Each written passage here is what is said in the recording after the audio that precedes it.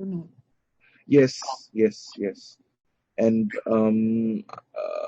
so this is one, but I think that it is also coupled with the fact that I told you that I live with my grandma, and because there is another elderly in the household who is fully vaccinated, you still feel like you have to take special care. So that is something I would just say that in terms of managing risk, right? Yeah. Can I ask you, before pandemic, about your diet? I just would like to ask you, before pandemic, did you follow any recommendation of your doctor? Did you calculate calories, carbs? Yes. I would not say maybe advice of doctor, but advice of nutritionist. Yes. Can you tell me please more about this, about your like physical regular day, how you prepare, what kind of food did you eat? So we would probably start with we'll probably start with some amount of fruit as well. So we would have fruit, for example, in the morning, or even if it's a slice of bread, it would just be a slice of wholemeal bread and maybe some cheese and some ham on it. Maybe it's easier if I give you some examples of the actual diet plan, so that you can have an understanding as well. So that would be like, your morning, to make sure that your blood levels are okay after you've woken up. So maybe at about 10 o'clock, then you have a piece of fruit. For example, have an apple, for me, and then you wait till lunch. And lunch you have, it's either you prepare from home where you have like brown rice or some quinoa, and you have maybe a portion of meat and 2 vegetables. And then on top of that, maybe about 3 o'clock or 4 o'clock, you start to get hungry again. And that's where you have something like another piece of fruit again, like half an apple or an apple. And that sustains you all the way to maybe about 7 o'clock, where it's time for dinner again. And dinner, sometimes it could be eating out, it could be eating in. But it will most definitely be protein-led rather than carbohydrate-led. So this was pre-pandemic in terms of a dieting plan from the nutritionist. Okay, great. How about during the pandemic? Did you follow the same diet recommendation? How it's affect? No, so definitely not. I think, the food has gone, and there is a tendency to just eat more at each point of the meal. So for example, you eat more for breakfast, you eat more for lunch, and you eat more for dinner, but you don't snack in between. And that's, I mean, from how do I put this? From a work schedule perspective, it makes absolute sense, because those are your 3 defined breaks, right? Before, during, and after. But for diabetic management, it goes absolutely against this schedule, where you need to have little portions in between to make sure that your glycemic load is balanced rather than peak and peak again. So for me, I feel like there are no more things in between. It's just basically meals, and that's it. So that's how it's. But in terms of the variety and food, does the pandemic lockdown affect it? Or just No. on portions and reduction? Portions. We have access. We still have access to the same type of food that we had before, especially if it's home prepared food. So not much of an issue over there in terms of changing or replacing. Okay, can I ask you about the glucose level before the pandemic and during the pandemic? Did you monitor how it was? Yes. So before it was probably 7 to 7.1. And then I think my most recent reading would be somewhere between 7.5 to 7.5, 7.5 to 7.67. So definitely it's improved in terms of that. It's changed, yes? During the lockdown, is it change? Yes, increase. Increase. Do you know why? Diet, lack of exercise. Most probably, medication is fine. I think it's just unable to cope with all of these spikes, or glycemic spikes, and increase in portions.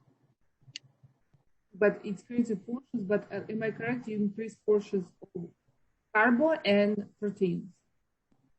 Mainly carbo. Okay, mainly carbo. okay. And how did you feel emotionally when you see that your level of sugar rise? How did you feel? Guilty because it was working before and now it's not, right? And I think it all ties together.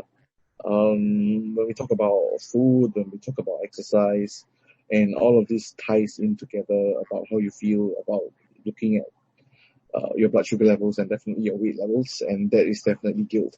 Like you think to yourself, could I have done better? Yes. Should I have done better? Yes. Am I doing better? No. Mm-hmm. What medication did you take daily? Did it change Sorry, during medication? Did it change sorry, I can't really. medication? Oh, medication, no change. Medication, no change at all. Um, Sorry, say that again, please. Did you have full access to the medication, to the hospital? Did you have any problems with this? Yes.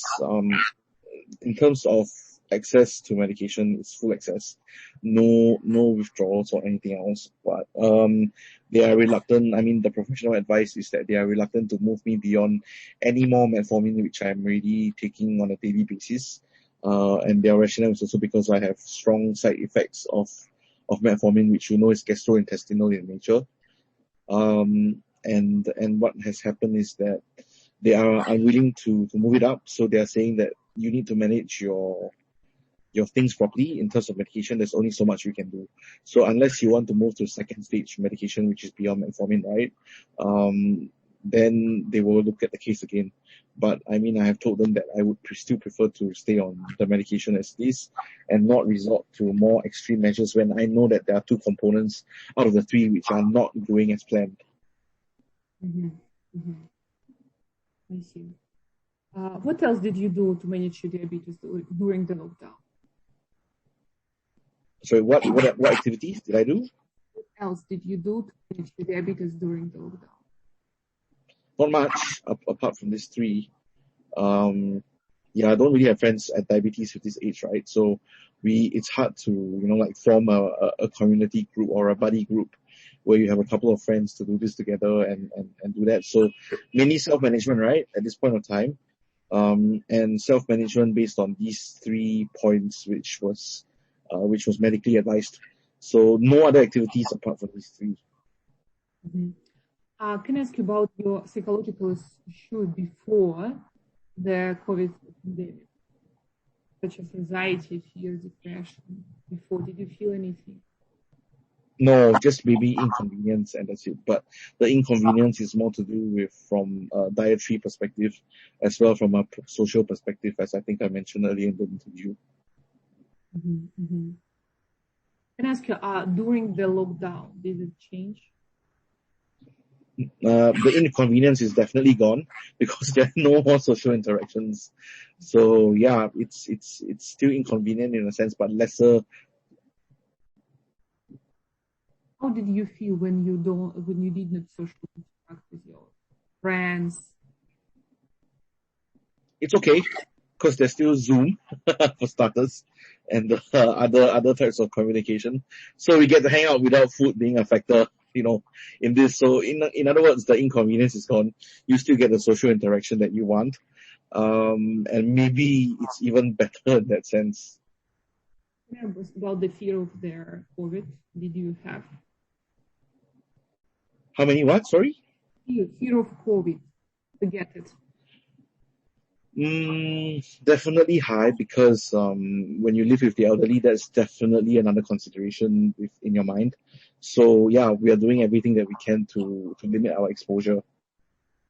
So it is a topic which is important to us. Mm-hmm. Yes, but how this is like lockdown? What else pandemic changed about your management of diabetes and quality of life?